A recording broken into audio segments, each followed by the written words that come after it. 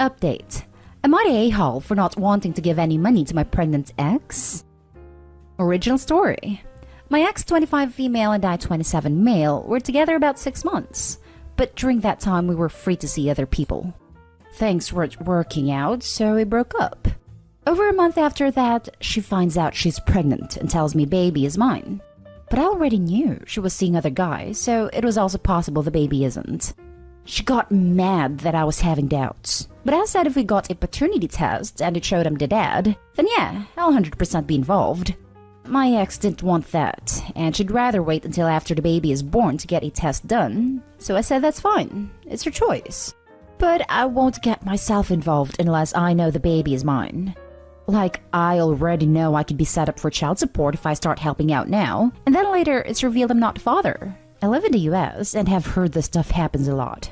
I'd rather not even risk it, you know? She's about 8 months now, and I have started saving up money. Reading up some books, making shopping cart lists of baby clothes and furniture to buy in case I am the father, so it's not like I'm not preparing for this at all. So right now, money's tight with her since I know she's only working part-time. She doesn't have money for baby bassinet or clothes because she practically lives paycheck to paycheck. She started asking to let her borrow money for baby stuff, but I've told her no. As far as I know, she doesn't have other family she's close to, and friends are the same as her with money. But I already said I'll start giving her money and helping out once I know her son is mine. Otherwise, I'd rather not get involved. I've even told her to reach out to the other guys who could also be the dads, but she said one is even more broke, and the other she hasn't been able to contact. So for right now, seems like I'm the only one actually able to offer financial support. We have a couple mutual friends, and I'm getting crap from them because they know I have the money to help out. She could be the mom of my kids, so the least I could do is provide. They say they would if they had the money. Since I do have the means and this baby could be mine, I should already be helping. They have a point. The baby could be mine and I'll be happy to help out. Once I know he is in fact mine. But everyone else is seeing it as I'm being too cold and inconsiderate. I don't think I am, but I want to know what others believe. Am I the a-hole? Now for the top comments before reading the update. Not the a-hole. You don't owe her anything until you're sure of paternity. And to be honest, if she can't afford to have a kid, regardless of who the father is, she shouldn't be having a kid. Took the words right out of my mouth. Let's not forget either that I can't reach one guy and the other is broke is her problem, and likely the only reason she's trying to peg Opie as the father.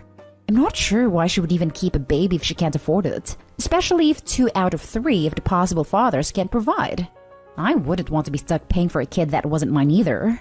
Seems like this girl really messed up, and if she is in such dire financial straits, it will only get worse after she delivers and can't work for a bit. You would think she would have gotten the test if she was hurting for cash that bad, but the fact that she didn't shows me she thinks he probably isn't the father. I wouldn't help the ex at all.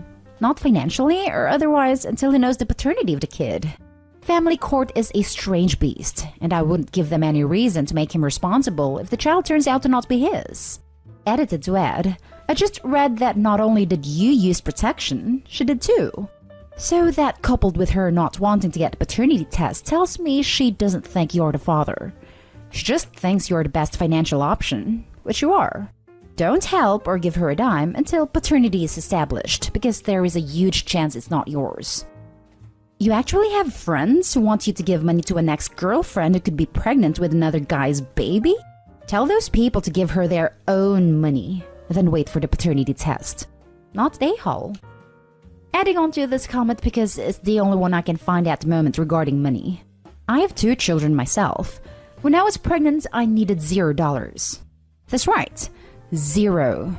None of the appointments charged a copay, and I had terrible insurance during parts of my second pregnancy. As far as items for the baby, I know at least 6 Facebook groups off the top of my head for my area where people give away every damn thing you need for a baby. Cribs, clothes, strollers, car seats, bottles, heck even breast pumps, surplus formula, diapers and wipes. There are social programs she can get set up with and her doctor can help her. She can apply for WIC and get all that stuff for free. She doesn't need any money from Opie. She sounds like she is just hoping he will be the dad because he sounds like the best choice out of the potential list of fathers. Do not let her put your name on a birth certificate until you have had a paternity test, or you will be screwed for money till the kid is 18, even if it is not yours. Now for the update. Hasn't been that long, but thought I should update since many of you wanted to know. Following what a few here suggested, I tried talking to my ex again about getting the prenatal paternity test done right now, since she kept pressing me about giving her money. I said if her situation is that bad, then let's have this test done already. So if the baby is mine, I can start helping now. Because if we waited until after birth, she was going to have to wait for my support until the results came in. Plus, if she still refused a paternity test, then it would be more waiting around to get a court-ordered test. Meaning, no help from me at all for a while, even after the baby is already here. So yeah, she agreed to it in the end. He's not mine. I just got the results day before yesterday. My ex didn't really have much to say. She only texted, "Fine then, I won't bother you anymore." I told her I was sorry and wished her luck. Also told her about what you guys commented about Facebook posts selling or giving away used baby stuff, plus the WIC program that could help her out since she's low income. But she didn't respond after that and haven't heard from her since, so I don't know if she'll look into those. Not gonna lie, I'm a little disappointed. I know I was having my doubts about this baby being mine and was keeping my distance. But like I said, I was mentally and physically preparing in case he was, so that I could be there as a father. Still feel that loss, but at least now I know for sure. I appreciate everyone who commented, and thanks for the info and advice. I'm sorry to hear about your disappointment, but you did everything you could to help, to a reasonable extent, by providing resources for her to look into. Sad for Opie, sad for the child, and for the mom. Hope the rightful dad and mom can figure out a way so that this little one doesn't have to struggle in life. Not they whole. I wouldn't hold my breath on the actual father ever stepping up. So sad all around. I'm rabidly pro-choice, but in situations like this, I cannot fathom why would one choose to have the kid and raise them. Thanks for the update. I was curious about how the situation was going to turn out. Since you knew she was seeing other guys, you did the smartest thing you could have done. Establish paternity as the first step. It's understandable that you may be left with a feeling of loss. For a period of time, there was the potential that you brought another human into the world. That potential is now gone. You seem like a good guy, and have never been the a-hole in this situation. Not the a-hole. Yeah, exactly.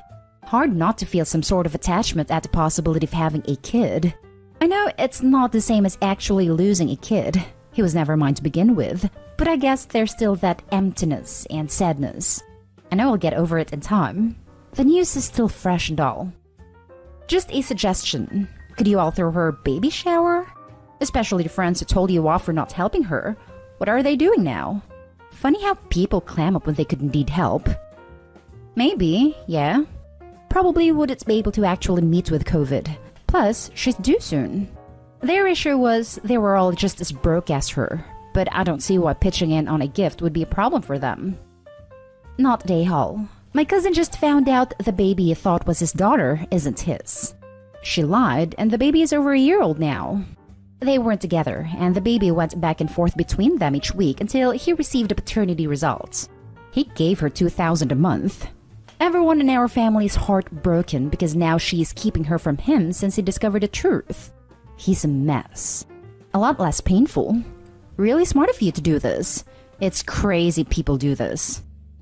Wow, I'm really sorry for your cousin. I hope things get better for him. Can't even imagine how hard that must be. I don't know why people need to lie. Needing money or feeling like you don't have any other option, I guess, is one reason. But why at the cost of someone else's life and your child's too? Anyways, that's a really tough situation. I hope he gets some help.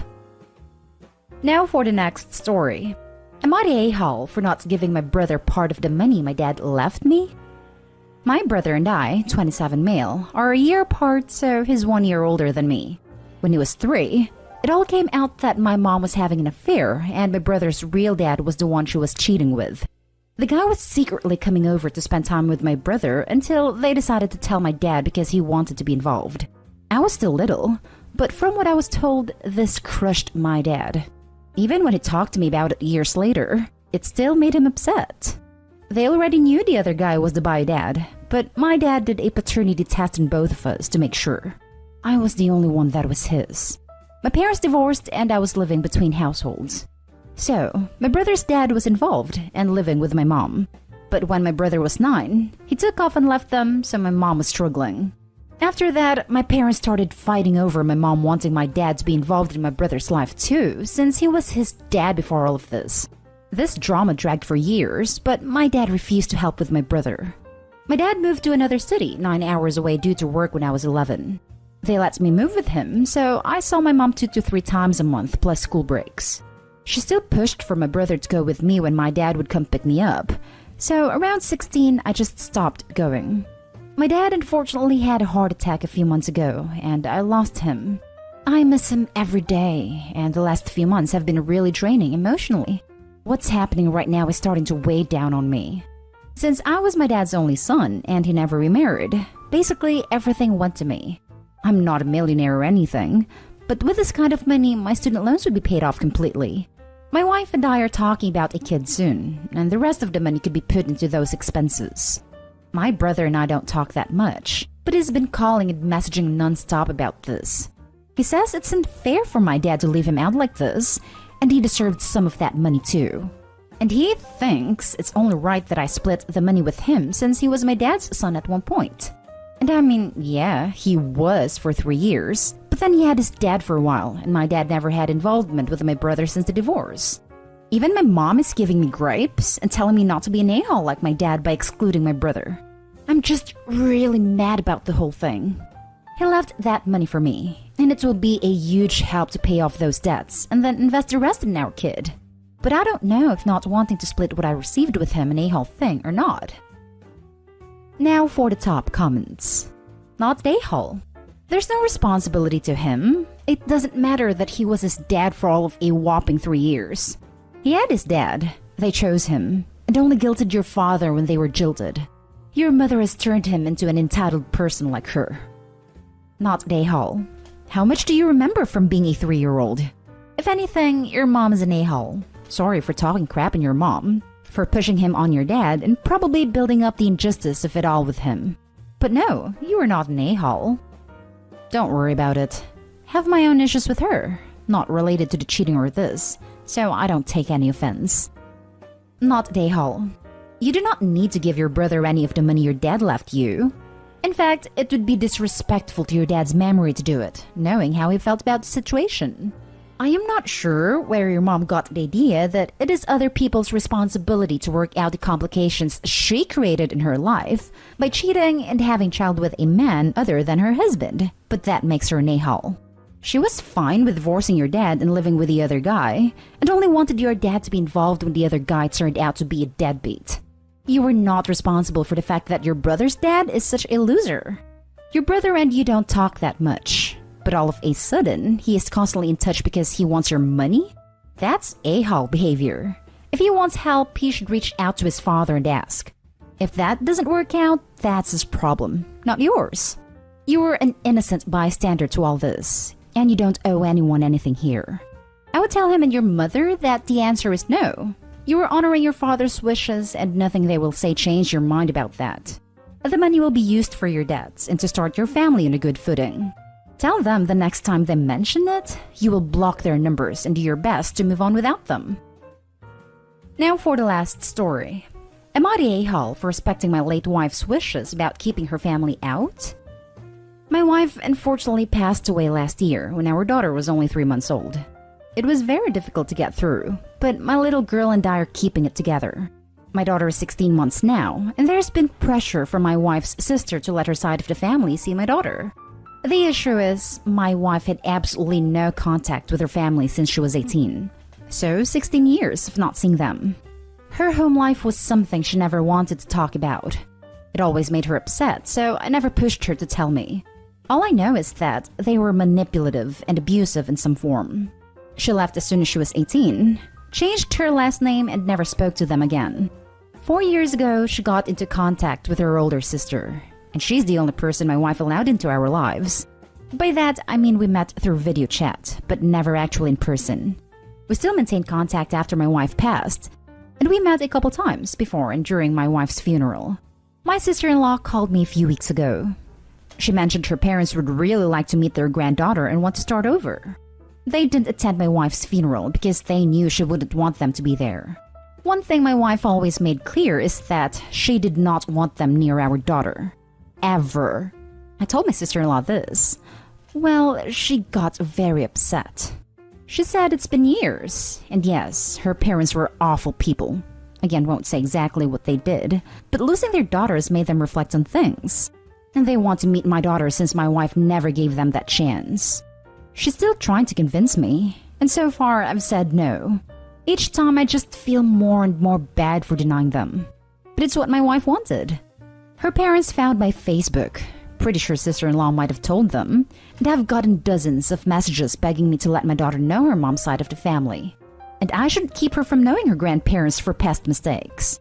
None of them will leave me alone, and sister-in-law has said a few times that I may be grieving losing a wife, but to have some empathy for them losing a child. Because right now, I'm being too heartless for denying them the chance to meet the only piece of my wife they have left. I am at my wit's end with this, because I am not sure if I am being a-hole or not. I don't know the whole reason why my wife never wanted to see them again. Even if I did though, I'd still like to honor her wish. The way they are being, however, makes it hard not to wonder if I am. Not a hole. All I know is they were manipulative and abusive in some form.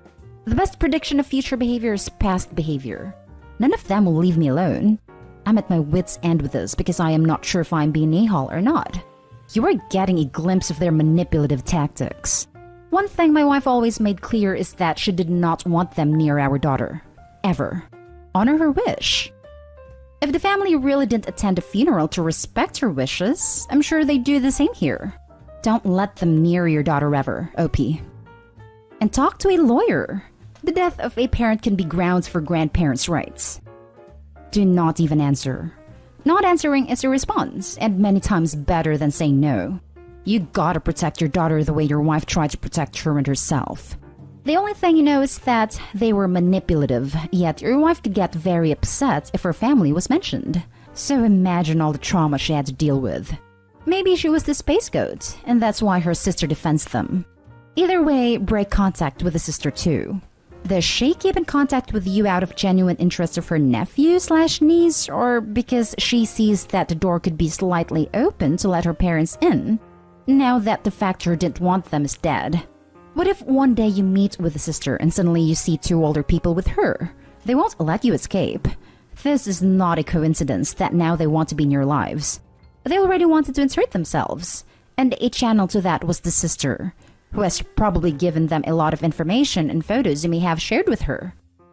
This sister-in-law is fighting her parents to fight for them now, and the fact that neither she nor your wife told them exactly why your wife went no contact is terrifying. She's crossing boundaries left and right. She's shown you who she is, so believe her and cut her off.